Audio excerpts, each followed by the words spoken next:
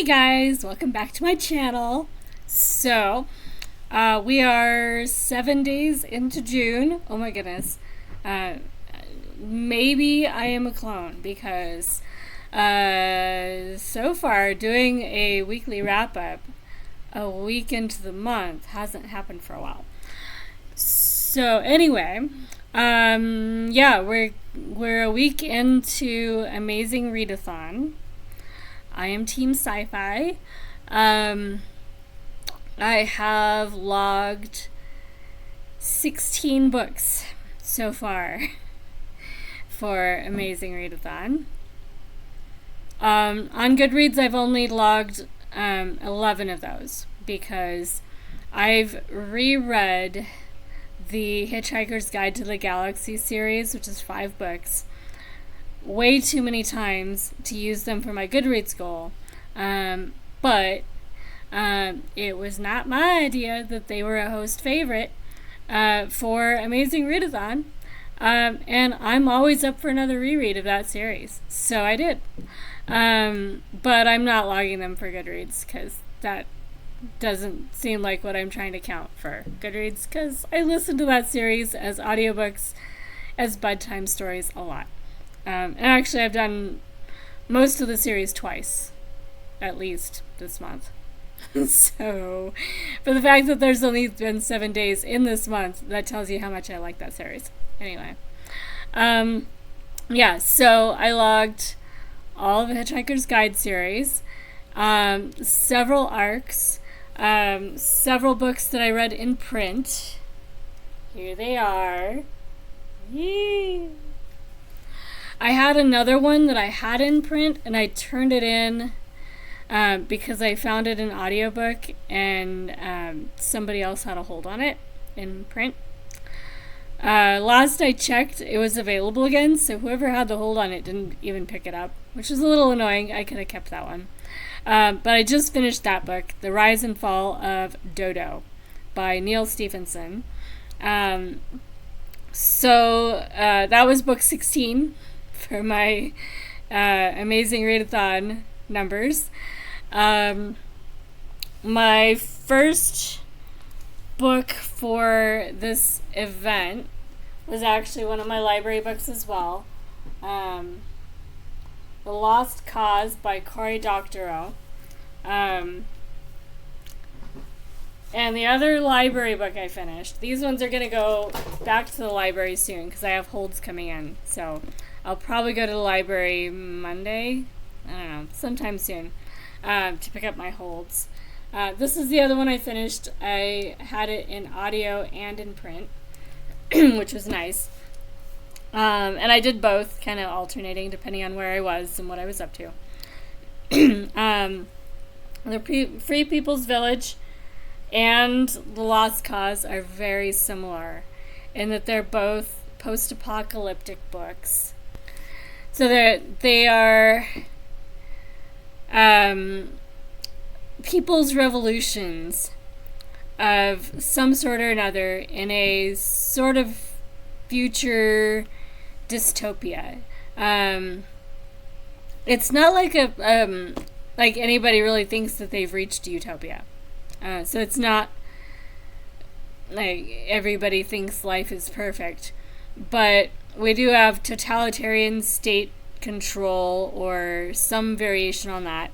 And then the people coming up with solutions to break out of that control and make things better at the same time.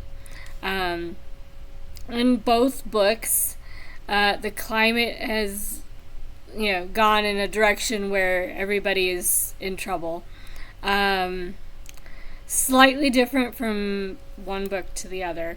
But if you were looking for a climate fiction book, both of these are definitely scenarios where the climate plays a major role in setting up the scene for these stories.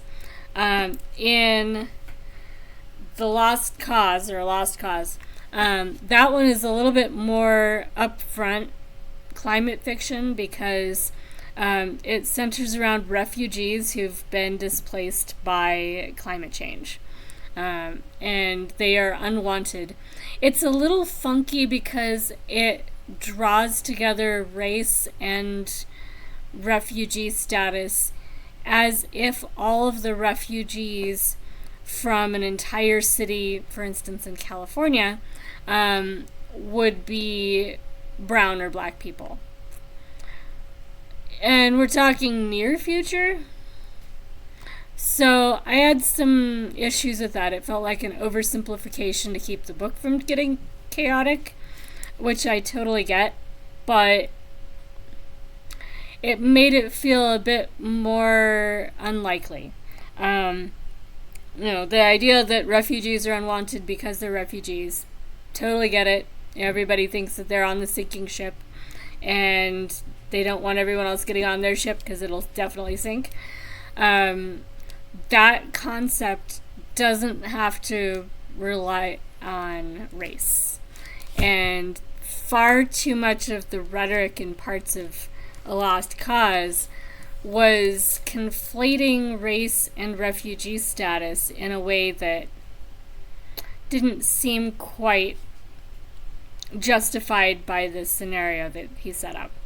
Unlike Free People's Village, in which a predominantly black community is being displaced for basically a bypass, a highway bypass, that just happens to disguise an oil pipeline that runs underneath it. And so a lot of people's homes are being seized by eminent domain. And one of the properties involved belongs to a rich dude who owns this ghetto property that he's using for his rock band and his rebellion against his parents because he's a rich dude and he's at that stage of his life. And so there's a lot of discussion of colonialism within the United States and white privilege and stuff like that. The main character in this one is a woman, a white woman, I believe. She might be mixed race, but I think she's white. I think she's actually like blonde or something. I don't remember exactly, but definitely a pretty white girl who plays guitar and is in this band and also happens to be a teacher and is extremely naive in what she thinks she's going to get away with without repercussions while also working as a teacher. I have a lot of friends who are teachers who would never expect that doing all the stuff she's doing that ends up on social media and like YouTube, Instagram, TikTok, etc., without consequences. If that's something she believes in, that's great. But she's painfully naive. So that was a little bit annoying. And her character didn't need that. It would be quite alright for her to be a little bit more savvy about what it takes to survive as a young adult working as a teacher and also being involved in social movements. So there's that. She's supposed to be 24.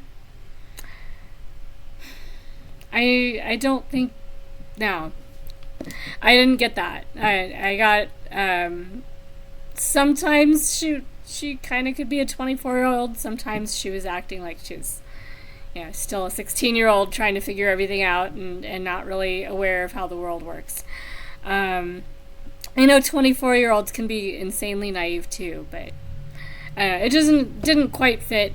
So that would be my critique of these two. They're both good books. They're both taking on similar issues and similar dynamics about people and kind of exploring what are our options if we find ourselves in a highly controlled state where our options have been limited by climate change or by something related to climate change.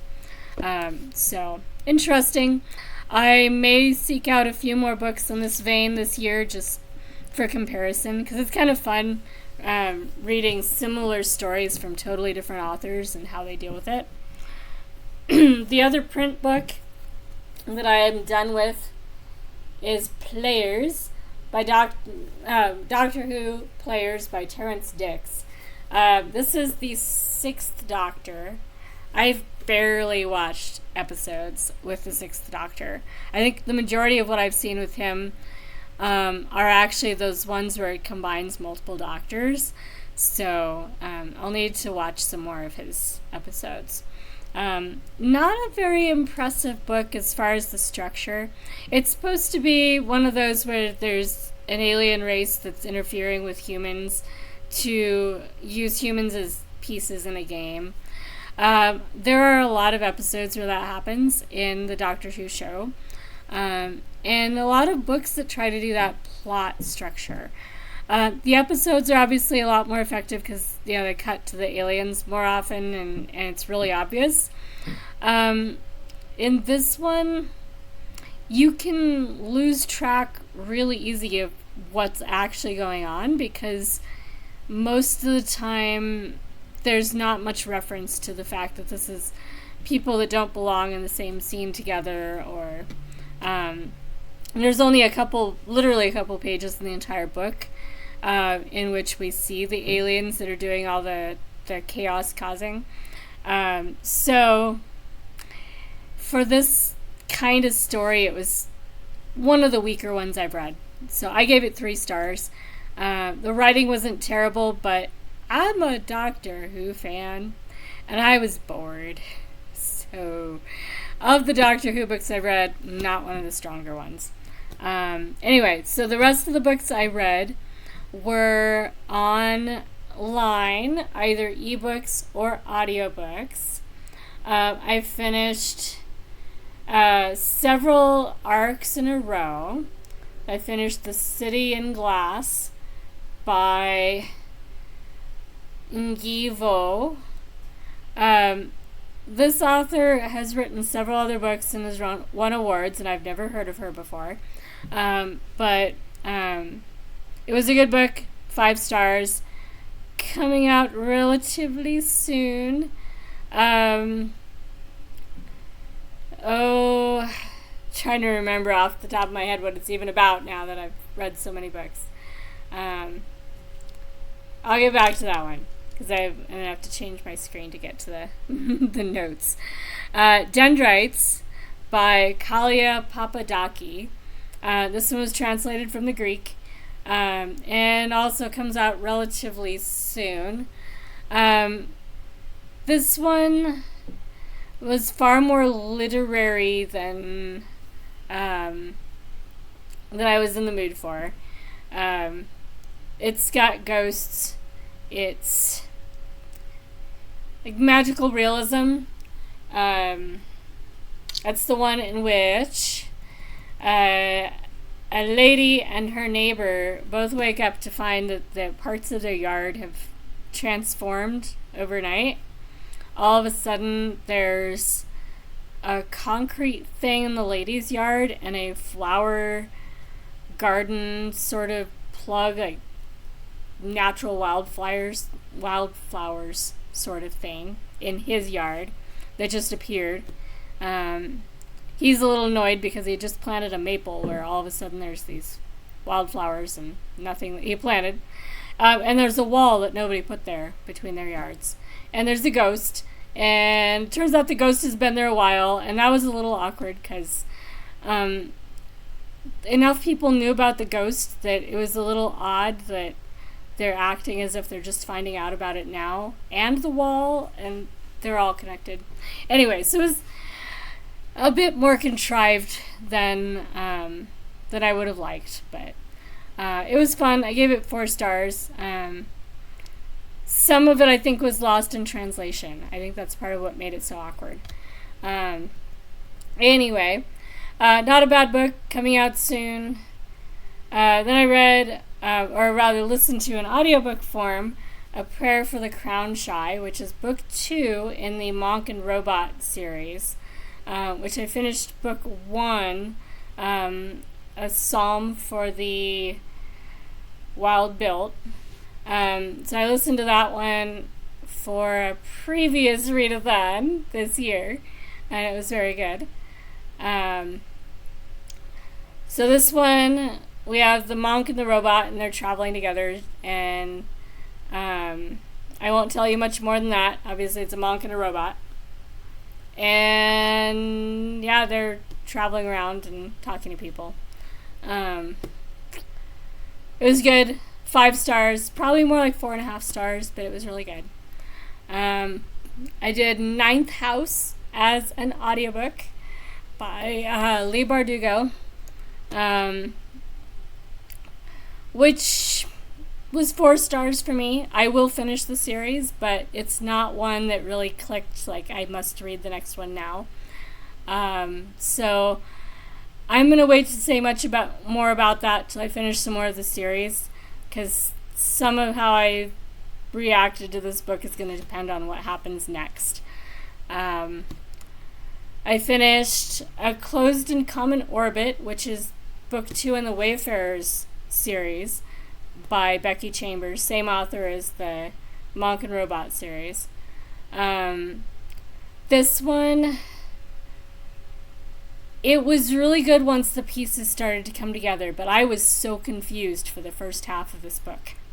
So in audio by itself, it takes a while to catch on to all these names, because there's a lot of Janes. Jane being a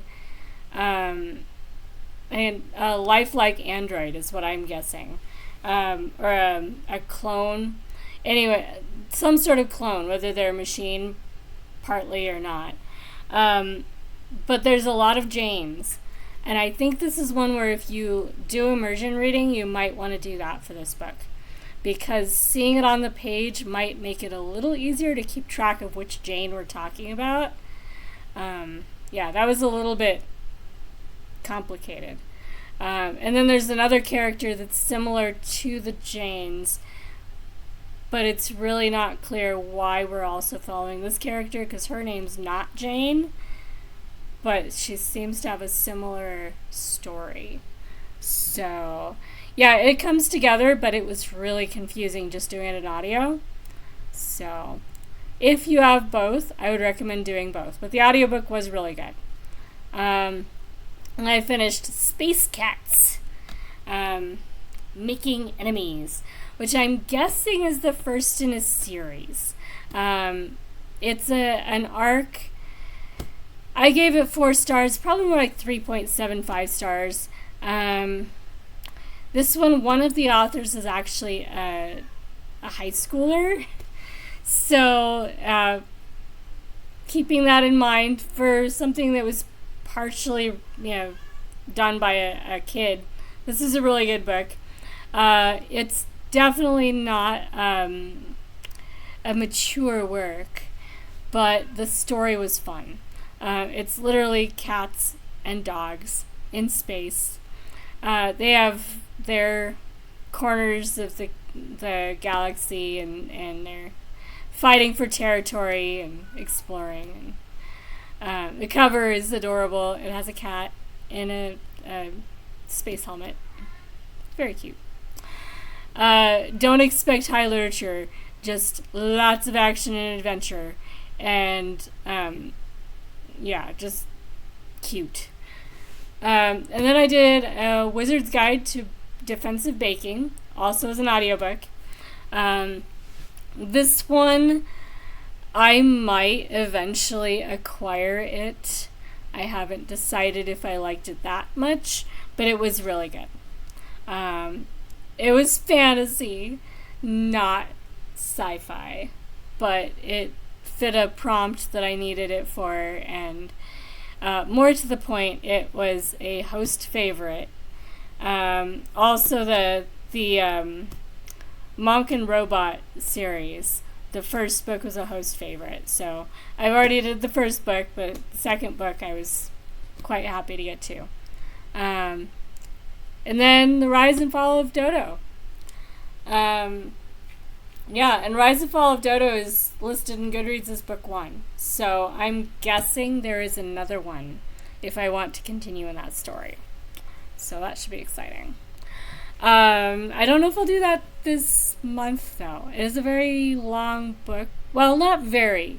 One of the things I'm discovering about my books, while I'm looking for fat books for a readathon where I'm trying to do sci-fi, a lot of the books that look really fat are not actually over 800 pages long. Unless I want to read fantasy. Everything else I own that looks really fat, they top out at about 800 pages. There's a couple that are exceptions to that. I have Battlefield Earth by L. Ron Hubbard. I will probably read that because it's really long. It is sci-fi. And I have it on my shelves. I might as well finish it. So that might happen this month. Not one that I'm terribly excited about, but it's one of the longer sci-fi books I own. So yeah, I've read so many long books though. A lot of the obvious choices for long books, I've already read those. It would be a reread, and I'm not sure I'm up for that quite yet. So yeah, like Cryptonomicon or Anathem. Actually, I might do Anathem because it's been at least 12 years, probably like 15 years or more since I read Anathem by Neal Stephenson. It has space in it. It has a spaceship and space travelers, like aliens and stuff. It starts out, though, where it does not seem like the sort of book that could possibly involve aliens or space travel. So, and it's very long. It takes a long time to get to where it's sci-fi. But it is. And I've definitely read it. I have the confidence that I know exactly what genre it turns out to be. Yeah, so I might do that. But most of the long books I finished, I have no real intention of rereading them unless there's a sufficient draw, because they are quite an investment. So yeah, I've even finished War and Peace and Anna Karenina and almost all of Dickens. I'm running out of big books. So anyway, it's been fun. I've been enjoying the readathon. I have not burned out. I don't feel burned out. I have been reading outside of the sci-fi genre some. You'll notice not all the books I listed off are sci-fi. Oh my, there's a moth behind me, so we might see some cat action depending on what happens back there. But yeah, so it's been an interesting year already. I've finished a readathon, a competitive readathon every month so far this year. I'm pretty sure every month. So I don't know if I'm gonna find one for July, but I'm keeping my eyes out for competitive readathon sort of events for next month. Feels weird to be looking for one of those. It's the 7th, but it is the 7th, and it takes some time to prepare. So if any of you guys know of competitive type readathons, like where you pick a team that are going on in July, let me know in the comments, because I totally am looking for one. I won't join just any, because I do have to have a reasonable chance of wanting to read the kinds of books I'm supposed to read for said event. Not all of them are designed for a Jamie to be happy participating. I'm not much into zombies, so I was a sympathizer and supporter of the zombie-a-thon reading, but that one was one that I just hung out with the people doing it. Not really into zombies. I tried several times. No. Yeah, so there are limits, but right now I don't know of any to pick and choose among. I will probably join in a few things where it's just a matter of adding books to my TBR. I know there's one for Australia that's coming up in July. So I will probably try and add some Australian books to my TBR. But we'll see. It's early days. I'm sure I will find something by the time we hit July. In the meantime, whatever team you are on, if you were in the Amazing Readathon, good luck. I hope that you have reached Berlin. I reached Berlin this evening, and it's very nice. My German is very rusty, and my accent is more Russian than German, actually. Aber ich habe ein bisschen Deutsch. Nicht sehr gut. Yeah. Yeah, it's been a while since I studied German. So hopefully we'll be moving on from Berlin somewhere in the next couple days. The prompt for Berlin just dropped this morning, so it'll be probably a couple days before we move on to the next one. So I'm moving on to sightseeing. My next books, I'm going to be starting this series. This is Something from the Night Side by Simon R. Green, a novel of the night side. My friend highly recommended this series and even ordered the first book, which is this one here. It's shiny and new. It's never been opened yet, so that I could start it with book one. She says it is fantasy sci-fi crossover. I'm trusting her on this because from the cover it reminds me a heck of a lot more of like Death Warmed Over and the other ghoulish sorts of murder mysteries by Kevin J. Anderson, which are fantastic but are more fantasy murder mystery. This one is, according to my roommate, fantasy, sci-fi, and murder mystery. So I'm excited. Whether they turn out to be sci-fi or not, they're not very big, and I do like taking a break from sci-fi every once in a while. I actually, after I finished those two books that are very similar climate fiction, activism sort of stuff, that was when I started doing some arcs that had nothing to do with sci-fi because I needed a break. So if it turns out to be a break from sci-fi, that's probably all right. And we've got, I think, the whole series in the house somewhere. I'm also getting into Quicksilver, also by Neal Stephenson. One of my siblings loves Neal Stephenson, so I have a lot of them here. This is book one in a series. Book two is way fatter, and I would love to use it for a prompt, but I'm not going to read them out of order, so I need to read book one for sightseeing this leg. I've got The Search for Spock from Star Trek, the novelization that goes with the movie. This is The Way the World Ends by James Morrow. This is one I got rather recently, and that's really cool. It's got a dragon on it, which I'm kind of thinking of that as an animal, so it is an animal. Yeah, it doesn't say it has to be a real animal. And then I've got a book with foil on it. Get all the shiny on this book. Whee! So Greg Bear, The Vitals. And then the other book I will probably be reading, or rather listening to, is House with Good Bones. A House with Good Bones by T. Kingfisher. This one I've got in audio and print. I'll probably listen to it, but I don't trust my internet. So when I start doing audiobooks, I always want to have the book on hand just in case the internet craps out while I'm trying to listen. So this is the stack I'm kind of working on right now. I do have other audiobooks if I find that these are not doing it for me.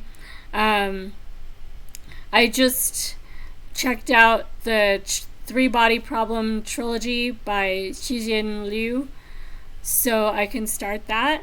I'm not sure if I'll do it this leg, but I've been meaning to start them, and I was on Alex's sprints earlier today, and she was talking about it, like, oh, I should get those. So I did.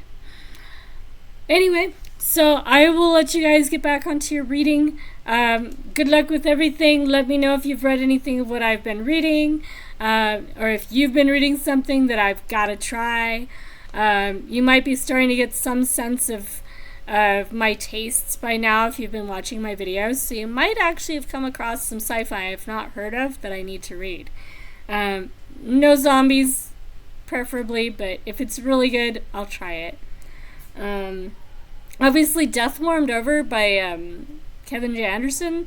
The sleuth is a zombie in that series. So there are some where I like the zombie. He's a zombie, his girlfriend is a ghost. And he investigates all sorts of things. There's one where the werewolves are getting scalped. So it's not a murder mystery, but he's trying to find the culprits that are scalping werewolves. It's great. Kevin J. Anderson. And the first book, I think, is Death Warmed Over. But I know that's one of the titles. So, anyway, I will catch you guys again in the next video. Good luck. Happy reading. Bye.